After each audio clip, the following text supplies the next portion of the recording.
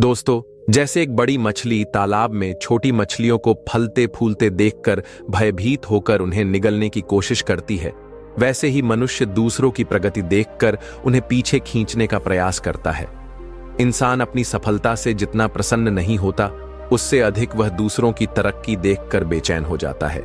एक विद्वान ने ठीक ही कहा है कि मनुष्य अपने दुख से उतना परेशान नहीं होता जितना वह दूसरों के सुख से व्यथित होता है। इसी जलन के कारण दोस्तों, आज की कथा बहुत ही हृदयस्पर्शी है। इसमें हम जानेंगे कि गौ माता ने इंसान के कौन से पापों को उसकी गरीबी और दुख का कारण बताया है। साथ ही यह भी जानेंगे कि वे कौन से 3 लोग हैं जिनकी वजह से घर में हमेशा कष्ट और अशांति बनी रहती है। जिस घर में इन 3 लोगों का वास होता है, वहां मां लक्ष्मी का कभी प्रवेश नहीं होता। एक समय की बात है जब एक महान साधु अपने आश्रम में ध्यान मग्न थे। उनके शिष्य भी पास में बैठकर उनकी संगति का लाभ ले रहे थे। शांत और पवित्र वातावरण था और साधु महाराज गहन ध्यान में लीन थे।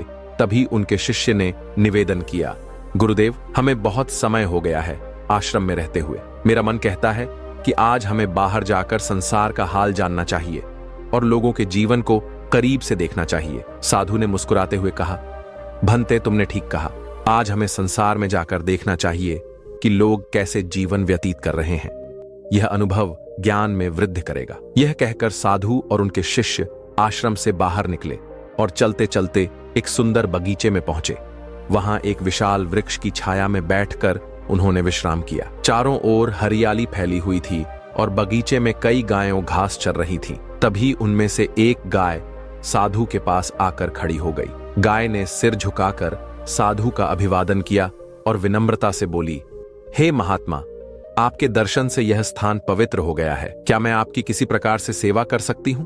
साधु ने गाय की विनम्रता देखकर आशीर्वाद दिया और बोले, हे माता, हम यहां केवल विश्राम के लिए आए हैं। तुम निस्संदेह इस बगीचे की शोभा हो और तुम्हारी उपस्थिति ही हमारे लिए सेवा के समान है। गाय ने प्रसन्न होकर साधु और उनके शिष्य को अपना आभार प्रकट किया। इसके बाद साधु और उनके शिष्य ने बगीचे में विचरण करते हुए प्रकृति का आनंद लिया और लोगों के जीवन को करीब से देखकर कई बातें सीखी। हे महात्मा, मेरे मन में एक प्रश्न है जिसका उत्तर मुझे अब तक किसी भी ज्ञानी से नहीं मिल सका। कृपया मेरे इस प्रश्न का उत्तर दे। साधु ने मुस्कुराते हुए कहा, पूछो गौ माता, तुम्हारे मन में क्या प्रश्न है? गौ माता ने कहा, हे गुरुदेव, मनुष्य को किस पाप के कारण गरीबी का सामना करना पड़ता है और वे 3 लोग कौन हैं जिनके प्रभाव से घर का सर्वनाश हो जाता है? क्या मनुष्य केवल अपने भाग्य के कारण अमीरी या गरीबी पाता है? साधु ने उत्तर दिया, गौ माता, आपका प्रश्न अत्यंत महत्वपूर्ण है। यह पूर्ण सत्य नहीं है कि केवल भाग्य ही मनुष्य की गरीबी और अमीरी का कारण होता है। इसके पीछे कुछ अन्य कारण भी होते हैं। गौ माता ने कहा, हे गुरुदेव, कृपया इसे विस्तार से समझाएं। साधु ने कहा, वत्स, मैं तुम्हारे इस प्रश्न का उत्तर एक कथा के माध्यम से दूंगा जिससे तुम्हें सब कुछ स्पष्ट हो जाएगा। सुनो, यह प्राचीन काल की बात है। अवंतीपुर नामक एक नगर था जहां एक परोपकारी और विनम्र स्वभाव वाला व्यापारी रहता था। उसके 2 बेटे थे जो अपने पिता की तरह ही ईमानदार और दयालु थे। व्यापारी अपने दोनों बेटों के साथ परिवार में सुख शांति से जीवन व्यतीत कर रहा था। व्यापारी ने अपने दोनों बेटों का विवाह धूमधाम से कर दिया था। उसकी दोनों बहुएं बेहद समर्पित थीं और घर के सभी कार्यों को मिलजुल कर पूरे उत्साह के साथ करती थीं। दोस्तों, जब व्यापारी की छोटी बहू घर में आई तो ऐसा लगा जैसे उनके घर में स्वयं माता लक्ष्मी ने प्रवेश कर लिया हो। उसके आने के बाद व्यापारी के व्यापार में दोगुना लाभ होने लगा। उनके घर में कभी धन या अन्न की कमी नहीं होती थी। घर का वातावरण अत्यंत शांतिपूर्ण और सौहार्दपूर्ण था। व्यापारी के दोनों पुत्र मिलजुल कर रहते थे और दोनों बहुएं भी आपस में बड़ा प्रेम भाव रखती थीं। घर का हर कार्य करने से पहले सभी परिवार जन मिलकर सलाह मशविरा करते थे और फिर कार्य करते थे। व्यापारी का व्यापार भी दिन प्रतिदिन उन्नति कर रहा था। एक दिन व्यापारी ने अपने दोनों बेटों और बहुओं को बुलाकर कहा, पुत्रों, अब मुझसे व्यापार का काम संभालना कठिन हो गया है, इसलिए आज से मैं यह जिम्मेदारी तुम दोनों को सौंपूं। पिता की बात मानकर दोनों पुत्रों ने बड़े मनोयोग से व्यापार की बागडोर संभाल ली। व्यापारी को यह देखकर संतोष होता था कि उसका परिवार प्रेम और सद्भाव से रह रहा है। उसके दोनों बेटे व्यापार में निपुणता दिखा रहे थे और दोनों बहुएं भी घर में सुख शांति बनाए हुए थीं। यह सब देखकर व्यापारी निश्चिंत होकर चैन की नींद सोता था। लेकिन दोस्तों, व्यापारी के सुखमय जीवन को देखकर नगर के अन्य लोग उससे ईर्ष्या करने लगे थे। वे सोचते थे कि व्यापारी का जीवन कितना आरामदायक और सुखद है। व्यापार दिन ब दिन बढ़ रहा है और उसके परिवार में कोई झगड़ा या परेशानी नहीं है। यह देखकर नगरवासियों के मन में जलन होने लगी। दोस्तों, जैसे एक बड़ी मछली तालाब में छोटी मछलियों को फलते फूलते देखकर भयभीत होकर उन्हें निगलने की कोशिश करती है, वैसे ही मनुष्य दूसरों की प्रगति देखकर उन्हें पीछे खींचने का प्रयास करता है। इंसान अपनी सफलता से जितना प्रसन्न नहीं होता, उससे अधिक वह दूसरों की तरक्की देखकर बेचैन हो जाता है। एक विद्वान ने ठीक ही कहा है कि मनुष्य अपने दुख से उतना परेशान नहीं होता जितना वह दूसरों के सुख से व्यथित होता है। इसी जलन के कारण नगरवासी व्यापारी के प्रति षड्यंत्र रचने लगे। उन्होंने सोचा कि किस प्रकार उसके जीवन को कष्टपूर्ण बना दिया जाए। नगर के कुछ लोग व्यापारी के कुल पुरोहित के पास गए और बोले, हे पुरोहित जी, आप यहां अभाव में जीवन व्यतीत कर रहे हैं, जबकि आपका जजमान ऐश्वर्य और वैभव से परिपूर्ण जीवन बिता रहा है। वह अपनी बहुओं के हाथ का स्वादिष्ट भोजन कर रहा है और सुख संपत्ति का आनंद ले रहा है। पुरोहित ने कहा, आप लोग यह सब क्यों कह रहे हैं? आपकी बात का अभिप्राय क्या है? तब नगरवासियों ने बताया, पुरोहित जी, याद कीजिए, व्यापारी ने आपको आखिरी बार अपने घर कब बुलाया था? अगर वह आपको यज्ञ और पूजा के लिए नहीं बुलाएगा तो आपकी आय कैसे होगी? आपको को दान दक्षिणा कैसे मिलेगी? यदि यह स्थिति बनी रही तो आप और आपके परिवार को भूखा रहना पड़ेगा। पुरोहित ने यह बात सुनकर सोचा, यह तो सच है, व्यापारी ने बहुत समय से मुझे अपने घर आमंत्रित नहीं किया है। उसका जीवन सुखमय है, लेकिन मेरा जीवन कठिनाई से गुजर रहा है। यह सोचकर पुरोहित भी बेचैन हो गया। नगरवासियों ने पुरोहित से कहा, अगर आप चाहते हैं कि आपका जीवन सुखद बने और आपको दान दक्षिणा मिले, तो आपको ऐसा उपाय करना होगा जिससे आपके यजमान के घर में कुछ कठिनाइयां आए। जब उसके घर में अशांति होगी, तभी वह आपसे समाधान मांगने आएगा और आपको हवन पूजन के लिए बुलाएगा। इतना कहकर नगरवासी पुरोहित को भड़काकर अपने अपने घर चले गए। नगरवासियों की बातों से प्रभावित होकर वह पुरोहित चिंता में डूब गया और सोचने लगा, अब मैं ऐसा क्या उपाय करूं जिससे व्यापारी के घर में कलह हो और उसके व्यापार में हानि होने लगे। तभी वह पुरोहित अपने गुरु के पास सलाह लेने गया और उनसे कहा, हे गुरुदेव, कृपया मेरी सहायता करें। यदि आप मेरी मदद नहीं करेंगे तो मेरा परिवार भूखा मर जाएगा। जैसे एक मछली का जीवन तालाब के पानी पर निर्भर करता है, वैसे ही पुरोहितों और पंडितों का जीवन उनके यजमान पर आधारित होता है। यदि यजमान के घर में कोई समस्या नहीं होगी और वे हमें पूजा पाठ के लिए नहीं बुलाएंगे तो हमारा गुजारा कैसे होगा? हम धन कैसे अर्जित करेंगे? गुरु ने उसकी समस्या सुनकर कहा, हे शिष्य, चिंता मत करो, मुझे बताओ कि तुम्हारी समस्या क्या है, मैं अवश्य इसका समाधान करूंगा। पुरोहित ने उत्तर दिया, हे गुरुदेव, मैं चाहता हूं कि व्यापारी के जीवन में कुछ समस्याएं आए, उसके घर में कलह हो और उसके व्यापार में हानि हो, तभी वह मुझे अपने घर पूजा पाठ के लिए बुलाएगा। गुरु ने ध्यानपूर्वक सुनकर कहा, हे शिष्य, व्यापारी के सुखद जीवन का मुख्य कारण उसकी छोटी बहू है। वह माता लक्ष्मी की नित्य पूजा करती है, जिसके कारण उनके घर पर दिव्य कृपा बनी हुई है। जब से वह बहू इस घर में आई है, तब से व्यापारी का जीवन धन धान्य से परिपूर्ण और सुखमय हो गया है। ऐसी धार्मिक और गुणवान स्त्री जिस घर में होती है, वहां कभी अभाव नहीं होता। यह सुनकर पुरोहित ने कहा, हे गुरुदेव, यदि ऐसा है तो क्या कोई उपाय है जिससे व्यापारी के घर में अशांति और व्यापार में हानि हो सके? गुरु ने कहा, तुम चिंता मत करो, तुम्हें बस एक सरल उपाय करना है। व्यापारी के घर जाओ और उससे एक पीतल का लोटा मांग लो। उस लोटे को अपने घर ले जाकर रख लेना। जब तुम ऐसा करोगे तो कुछ ही समय में व्यापारी के व्यापार में हानि होने लगेगी और उसके घर में कलह शुरू हो जाएगी। उसके बेटे आपस में झगड़ने लगेंगे और उसके जीवन में कष्ट बढ़ जाएंगे। तब वह तुम्हें अपने घर पूजा पाठ के लिए बुलाएगा। गुरु की सलाह सुनने के बाद पुरोहित ने उनका धन्यवाद किया और अपने घर लौट आया। अगले दिन सुबह स्नान ध्यान करने के बाद वह व्यापारी के घर पहुंचा। व्यापारी उस समय आराम कर रहा था। पुरोहित की आवाज सुनकर वह बाहर आया और अपने कुल पुरोहित को देखकर अत्यंत प्रसन्न हुआ। उसने उनका स्वागत किया और कहा, आइए पुरोहित जी, इतने दिनों बाद आपके दर्शन हुए हैं, सब कुशल मंगल है ना? पुरोहित ने जवाब दिया, सब ठीक है, बस इधर से गुजर रहा था तो सोचा कि आपसे मिल लूं। फिर वह अपनी मीठी बातों में व्यापारी को फंसाने लगा। कुछ देर बाद उसने कहा, व्यापारी जी, मुझे थोड़ा पानी दीजिए। व्यापारी पानी लाने के लिए जाने लगा। तभी पुरोहित ने कहा, व्यापारी जी, पानी पीतल के लोटे में लाइए। व्यापारी मुस्कुराते हुए बोला, जैसा आप कहे पुरोहित जी। इतना कहकर व्यापारी अंदर चला गया।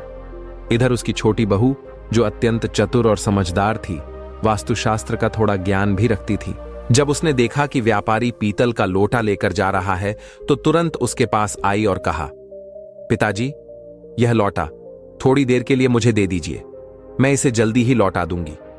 व्यापारी ने सहर्ष लोटा उसे दे दिया। छोटी बहू ने उस लोटे का पानी निकालकर अपनी गौ माता को पिला दिया और फिर उसमें नया पानी भरकर लौटा, वापस ससुर को दे दिया। व्यापारी ने वह पानी पुरोहित को दिया। पानी पीने के बाद पुरोहित ने कहा, व्यापारी जी, यह पीतल का लोटा बहुत अच्छा है, क्या आप इसे मुझे दे सकते हैं? व्यापारी हंसते हुए बोला, पुरोहित जी, यह तो बहुत छोटी बात है, आप इसे अपने साथ ले जाइए। पुरोहित मन ही मन प्रसन्न हुआ और सोचने लगा, आज मैंने व्यापारी के सुख चयन पर प्रहार कर दिया है, अब उसके घर की खुशियां समाप्त हो जाएंगी।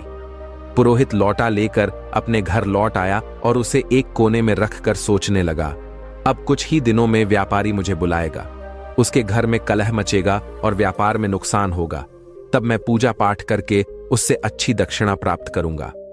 इन ख्यालों से पुरोहित बेहद प्रसन्न था और बेसब्री से इंतजार करने लगा कि व्यापारी कब उसे बुलाता है।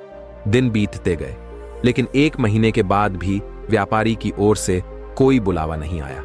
पुरोहित थककर पुनः अपने गुरु के पास गया और बोला, हे गुरुदेव, मैंने आपके निर्देशानुसार व्यापारी से पीतल का लोटा मांग लिया था, लेकिन अब 1 महीना बीत चुका है और व्यापारी के जीवन में कोई समस्या नहीं आई है। वह तो पहले की तरह सुख शांति के साथ अपना जीवन व्यतीत कर रहा है। गुरु ने यह सुनकर अपनी दिव्य दृष्टि का उपयोग किया और आंखें बंद करके स्थिति का अवलोक किया।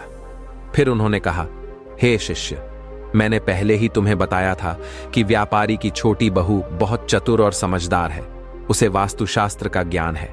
जब व्यापारी तुम्हारे लिए पानी लेकर आ रहा था, उसी समय उसकी छोटी बहू ने वह लोटा अपने ससुर से लिया और उस लोटे में से पानी गौ माता को पिला दिया। इसी कारण से व्यापारी के घर की सुख समृद्धि वहीं बनी रही और तुम्हारा षड्यंत्र विफल हो गया। गुरु ने आगे कहा, लेकिन चिंता मत करो, मैं तुम्हारे लिए एक और उपाय बताता हूं। अब तुम व्यापारी के घर जाकर उसकी गौ माता मांग लो, क्योंकि गौ माता को मां लक्ष्मी का स्वरूप माना गया है। जिस घर में गौ माता का निवास होता है, वहां हमेशा सुख और समृद्धि रहती है। जैसे ही तुम व्यापारी की गौ माता को अपने घर लेकर आओगे, उसके घर में दुख और अशांति आने लगेगी। गुरु की बात सुनकर पुरोहित फिर से उत्साहित हो गया। उसने गुरु का धन्यवाद किया और घर लौटकर अगले दिन का इंतजार करने लगा। वह सोचने लगा, कल सुबह होते ही मैं व्यापारी के घर जाऊंगा और उसकी गौ माता मांग लूंगा, फिर देखता हूं कि व्यापारी कैसे सुखी रहता है। अगले दिन सुबह सुबह स्नान करने के बाद पुरोहित सीधे व्यापारी के घर पहुंच गया। व्यापारी ने दरवाजा खोला और अपने कुल पुरोहित को देखकर प्रसन्नता से उनका स्वागत किया। वह उन्हें अंदर लेकर गया और स्वादिष्ट भोजन परोसा। भोजन के बाद व्यापारी ने पूछा, पुरोहित जी, आज आपके आगमन का क्या कारण है? सब कुशल तो है? पुरोहित ने दुख भरे शब्दों में कहा, व्यापारी जी, इस समय मैं बहुत कठिनाई में हूं। मेरे घर की गौ माता ने दूध देना बंद कर दिया है और मेरे छोटे बच्चे को दूध की अत्यंत आवश्यकता है। उसकी उम्र ऐसी है कि बिना दूध के वह जीवित नहीं रह सकता। इसीलिए मैं आपसे मदद मांगने आया हूं। अगर आप मुझे अपनी गौ माता दे दें तो यह आपका बहुत बड़ा उपकार होगा। पुरोहित की करुणा भरी बातें सुनकर व्यापारी सोचने लगा, यह हमारे कुल पुरोहित हैं, इनकी सहायता करना एक पुण्य का कार्य होगा। गौदान से मुझे बड़ा फल मिलेगा। ऐसा विचार कर व्यापारी ने कहा, पुरोहित जी, आप चिंता न करें, मैं आपको गौ माता दे देता हूं। व्यापारी गौ माता को लेने के लिए जाने लगा। जैसे ही वह गौ माता को लेकर पुरोहित की ओर बढ़ा, उसकी छोटी बहू तेजी से वहां आई और ससुर को रोकते हुए बोली, पिताजी, यह गौ माता कहां ले जा रहे हैं? व्यापारी ने उत्तर दिया, बेटी, हमारे कुल पुरोहित आए हैं। उनकी गौ माता ने दूध देना बंद कर दिया है। वे हमारी गौ माता मांग रहे हैं, इसलिए मैं उन्हें देने जा रहा हूं। छोटी बहू ने समझदारी से जवाब दिया, पिताजी, कृपया थोड़ी देर रुके, मैं अभी आती हूं। वह अंदर गई और एक कटोरी में हल्दी और चंदन का रंग घोल कर लाई। उसने गौ माता की सींग पर वह रंग लगा दिया और शेष रंग को घर के मंदिर के पास रख दिया। फिर वह ससुर से बोली, पिताजी, अब आप इस गौ माता को पुरोहित जी को दे सकते हैं। छोटी बहू की समझदारी ने व्यापारी के घर की समृद्धि को एक बार फिर सुरक्षित कर दिया। पुरोहित व्यापारी से गौ माता को लेकर अपने घर लौट आता है और उसे खुशी खुशी अपने आंगन में बांध देता है और सोचता है, अब कुछ ही दिनों में व्यापारी को अपने घर की समस्याओं का सामना करना पड़ेगा और वह मुझे पूजा पाठ के लिए बुलाएगा। इस विचार से पुरोहित मन ही मन प्रसन्न होता है और व्यापारी के बुलावे का बेसब्री से इंतजार करने लगता है। लेकिन कई दिन बीतने के बाद भी व्यापारी की ओर से कोई संदेश नहीं आता। पुरोहित को यह असहज लगने लगा। आखिरकार वह दोबारा अपने गुरु के पास गया और बोला, हे गुरुदेव, मैंने आपके निर्देशानुसार व्यापारी की गौ माता अपने घर ले आई, लेकिन अब तक व्यापारी के जीवन में कोई कष्ट नहीं आया है। वह तो पहले से भी अधिक सुख शांति से अपना जीवन व्यतीत कर रहा है। गुरु ने ध्यान लगाकर अपनी दिव्य दृष्टि से सब कुछ देखा और कहा, हे शिष्य, मैंने पहले ही कहा था कि व्यापारी की छोटी बहू बहुत बुद्धिमान और चतुर है। उसने तुम्हारे षड्यंत्र को भांप लिया था। जब तुम व्यापारी से गौ माता मांगने गए थे, तब उसने गौ माता की सींग पर जो रंग लगाया था, वही उसके घर की समृद्धि का कारण है। उसने उस रंग को मंदिर के पास रख दिया था, जिससे उनके घर का सुख वहीं बंधा रहा। तुम्हारा यह प्रयास विफल हो गया। गुरु ने आगे कहा, लेकिन चिंता मत करो, अब तुम व्यापारी के घर जाकर वह रंग की कटोरी मांग लो। उस रंग को अपने घर लाने के बाद ही तुम व्यापारी के सुख को समाप्त कर पाओगे। गुरु की बात सुनकर पुरोहित ने उनकी सलाह मान ली और व्यापारी के घर पहुंचा। उसने बहाने से व्यापारी से रंग से भरी कटोरी मांगी। व्यापारी उसकी बात मानकर कटोरी लेने अंदर गया। इधर व्यापारी की छोटी बहू पहले ही सतर्क थी। उसने उस कटोरी में रखे पुराने रंग को निकालकर उसमें नया रंग भर दिया। जब व्यापारी कटोरी लेकर बाहर आया तो उसने वही कटोरी पुरोहित को दे दी। पुरोहित रंग की कटोरी लेकर अपने घर लौट आया और खुश होकर सोचने लगा, अब तो व्यापारी का जीवन शीघ्र ही समस्याओं से भर जाएगा और वह मुझे बुलाने पर मजबूर हो जाएगा। लेकिन महीनों बीत गए और व्यापारी का जीवन पहले से भी अधिक सुखद और समृद्ध होता चला गया। थक हार कर पुरोहित फिर से अपने गुरु के पास गया और बोला, हे गुरुदेव, मैंने आपके कहे अनुसार रंग की कटोरी भी व्यापारी के घर से ले आया, लेकिन उसका जीवन पहले से भी अधिक सुखी हो गया है। ऐसा लगता है मेरे सारे प्रयास व्यर्थ हो गए हैं। गुरु ने अपनी दिव्य दृष्टि से फिर सब कुछ देखा और कहा, हे शिष्य, व्यापारी की छोटी बहू अत्यंत चतुर और दूरदर्शी है। उसने तुम्हारे इरादों को पहले ही समझ लिया था। उसने कटोरी में से वह रंग निकाल दिया था जो गौ माता को लगाया गया था। इसी कारण व्यापारी का सुख समृद्धि अब भी उसके पास बनी हुई है। जब तक वह छोटी बहू व्यापारी के घर में रहेगी, तब तक तुम व्यापारी का कुछ नहीं बिगाड़ सकते। अब तुम्हें किसी भी तरह से उस छोटी बहू को व्यापारी के घर से बाहर करना होगा, तभी व्यापारी के जीवन में कष्ट आएंगे। गुरु की यह बात पुरोहित की समझ में आ गई। उसने सोचा कि छोटी बहू को घर से निकालने के अलावा अब कोई और उपाय नहीं बचा है। वह घर लौटकर व्यापारी के परिवार में फूट डालने और छोटी बहू को घर से बाहर करने की योजना बनाने लगा। अगले दिन पुरोहित चिंतित मुद्रा में व्यापारी के घर पहुंचा। व्यापारी ने पुरोहित को चिंतित अवस्था में देखा तो पूछा, पुरोहित जी, क्या बात है? आप इतने परेशान क्यों हैं? पुरोहित ने गंभीर स्वर में कहा, व्यापारी जी, आपके घर पर बहुत बड़ा संकट मंडरा रहा है। यदि आपने जल्द ही इसका समाधान नहीं किया तो आपका सुखमय जीवन बर्बाद हो जाएगा। आपके बेटों को व्यापार में बड़ा नुकसान होगा और आपके परिवार पर विपत्ति का पहाड़ टूट पड़ेगा। व्यापारी यह सुनकर घबरा गया और चिंतित स्वर में बोला, पुरोहित जी, यह आप क्या कह रहे हैं? कृपया हमें इस संकट से बचने का उपाय बताइए। आप हमारे कुल पुरोहित हैं, जो भी आप कहेंगे हम अवश्य करेंगे। पुरोहित ने व्यापारी की घबराहट भांप ली और समझ गया कि वह अब उसके जाल में फंस चुका है। उसने कहा, इस संकट से बचने का एक ही उपाय है। पुरोहित ने व्यापारी से कहा, व्यापारी जी, आपकी छोटी बहू आपके परिवार के लिए एक बड़ा संकट बन चुकी है।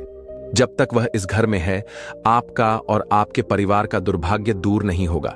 मैं तो यही सलाह दूंगा कि आप उसे तुरंत अपने घर से निकाल दें। पुरोहित की इन बातों पर व्यापारी को पहले तो विश्वास नहीं हुआ, लेकिन बार बार पुरोहित के जोर देने पर उसने उसकी बातों पर भरोसा करना शुरू कर दिया। व्यापारी ने कहा, पुरोहित जी, जैसा आप कह रहे हैं मैं वैसा ही करूंगा। आप बताइए कि मुझे अपनी बहू को कब घर से निकालना चाहिए। पुरोहित ने उत्तर दिया, व्यापारी जी, समय व्यर्थ मत कीजिए, जितना जल्दी हो सके उसे घर से निकाल दीजिए। यह कहकर पुरोहित मन ही मन प्रसन्न होता हुआ अपने घर लौट गया। व्यापारी इस स्थिति से अत्यंत उदास हो गया। वह सोचने लगा, मेरी छोटी बहू तो बहुत ही अच्छे स्वभाव की है। वह न केवल मेरी सेवा करती है बल्कि पूरे परिवार का भी ख्याल रखती है। मैं उसे कैसे घर से निकाल सकता हूं?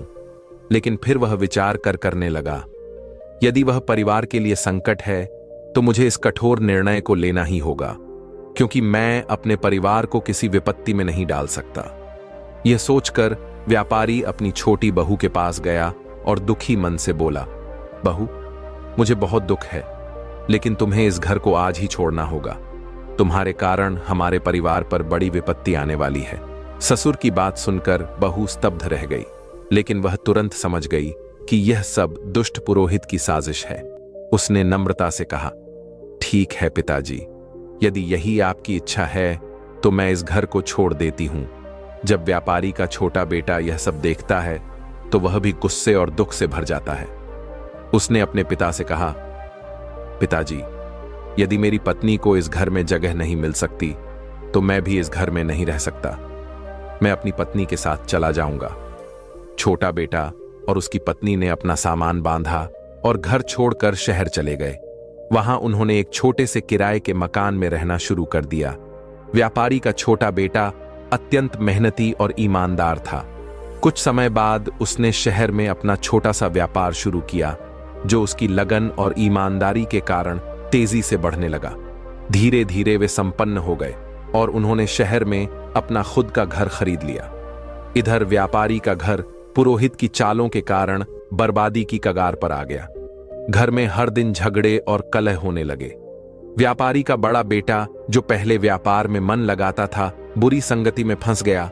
वह बेवजह धन उड़ा रहा था और दिन रात आवारागर्दी करता था। पुरोहित पूजा पाठ के बहाने व्यापारी से लगातार धन लेता रहा और धीरे धीरे व्यापारी की सारी जमा पूंजी समाप्त हो गई। व्यापार भी पूरी तरह से बंद हो गया। अब तो स्थिति यह हो गई कि घर में खाने पीने का भी अभाव हो गया। नगरवासी व्यापारी की दुर्दशा देखकर हंसते और ताने मारते। उसकी दशा का मजाक उड़ाया जाता। ये सब देखकर व्यापारी को बड़ा दुख होने लगा। उसने सोचा, मेरी जिंदगी अब किसी काम की नहीं रही। आत्महत्या के अलावा मेरे पास और कोई रास्ता नहीं बचा।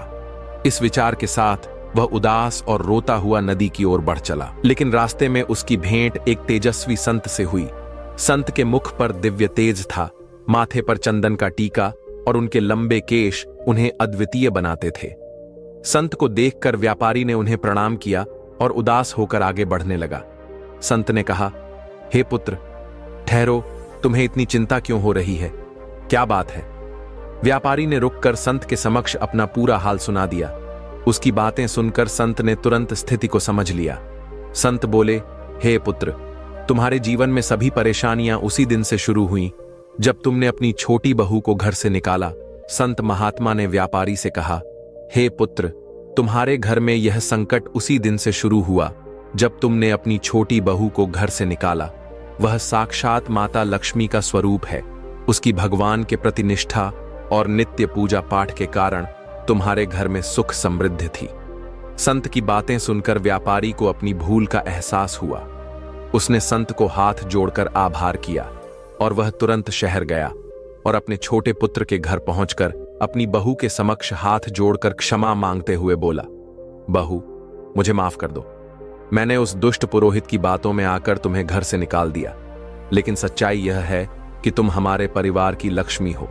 जब तक तुम घर में थी, सुख और शांति बनी रही, लेकिन तुम्हारे जाने के बाद से हमारा घर क्लेश और दुखों से घिर गया है। हमारा व्यापार पूरी तरह से ठप हो चुका है। ससुर की यह बात सुनकर छोटी बहू ने विनम्रता से कहा, पिताजी, आप चिंता ना करें, मैं तुरंत घर लौटती हूं। यह घर भी मेरा है और वह घर भी मेरा ही है। मैं पहले ही समझ चुकी थी कि पुरोहित ने हमें बाहर करने के लिए षड्यंत्र रचा था। फिर वह ससुर और अपने पति के साथ खुशी खुशी घर लौट आई। मित्रों, इस संसार में कई लोग होते हैं जो दूसरों की खुशियों से जलते हैं और उन्हें बर्बाद करने का प्रयास करते हैं, लेकिन यह हम पर निर्भर करता है कि हम किसकी बातों पर भरोसा करते हैं और कैसे निर्णय लेते हैं। यदि हम गलत लोगों की बातों में आकर अपने ही परिवार को तोड़ेंगे तो निश्चित रूप से हमारा घर बर्बाद हो जाएगा और हमारी स्थिति दयनीय हो जाएगी। छोटी बहू के घर लौटने के कुछ ही दिनों बाद व्यापारी का व्यापार फिर से चलने लगा। उसका परिवार एक बार फिर सुख शांति से भर गया। घर में खुशियां लौट आईं और व्यापारी ने समझ लिया कि एक और सही निर्णय ही परिवार की नींव को मजबूत रखते हैं। संत महात्मा ने गौ माता से कहा, हे गौ माता, मैं आपको एक महत्वपूर्ण बात बताने जा रहा हूं, ध्यान से सुनो। जिस घर में इन 3 प्रकार के लोगों की बात मानी जाती है, उस घर का नाश सुनिश्चित है। गौ माता ने पूछा, हे प्रभु, वे 3 लोग कौन हैं? संत महात्मा ने कहा, पहला, जिस घर में अहंकारी और दुष्ट स्वभाव वाले व्यक्ति की बात सुनी जाती है, वहां निश्चित रूप से विनाश होता है। दूसरा, जिस घर में लालची, कुटिल और अनैतिक आचरण वाली स्त्री का प्रभाव हो, वहां धन कभी नहीं टिकता और वह घर सदैव दरिद्र रहता है। माता लक्ष्मी ऐसे घर में प्रवेश नहीं करती।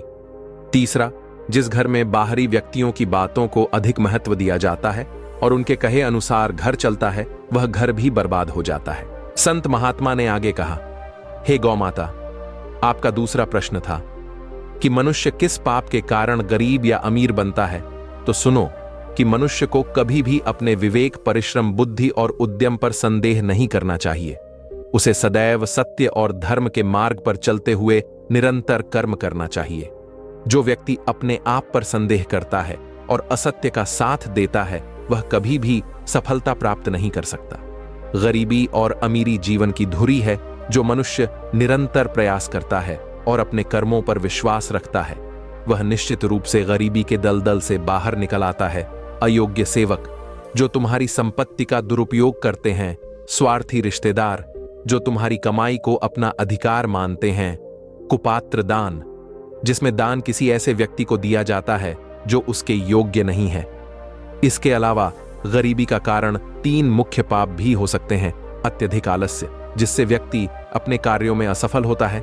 धन का दुरुपयोग, एल, जिसमें व्यक्ति अपने धन को अनावश्यक वस्तुओं पर खर्च करता है। सत्य और धर्म का त्याग, जिससे समाज और प्रकृति का संतुलन बिगड़ता है। साधु ने गौ माता से कहा, इस कथा से यह स्पष्ट होता है कि केवल भाग्य नहीं, बल्कि मनुष्य के कर्म, संगति और व्यवहार भी उसकी गरीबी और अमीरी को प्रभावित करते हैं। इसलिए हर व्यक्ति को अपने कर्मों में सावधानी रखनी चाहिए। गौ माता ने साधु को प्रणाम किया और कहा, हे महात्मा, आपने मेरे प्रश्न का उत्तर देकर मेरा ज्ञान बढ़ाया। मैं आपके आभारी हूं। साधु और उनके शिष्य ने गौ माता से आशीर्वाद लिया और अपनी यात्रा पर आगे बढ़ गए। दोस्तों, यह कहानी हमें सिखाती है कि सच्चाई, ईमानदारी और विवेक का अनुसरण करना ही जीवन की सच्ची सफलता का मार्ग है। इस कथा के बारे में आपकी क्या राय है? कृपया अपनी अमूल्य टिप्पणियां हमें कमेंट बॉक्स में जरूर लिखें। हमें आशा है कि इस कथा ने आपको आध्यात्मिक प्रेरणा मिली होगी। मुझे सुनने के लिए धन्यवाद।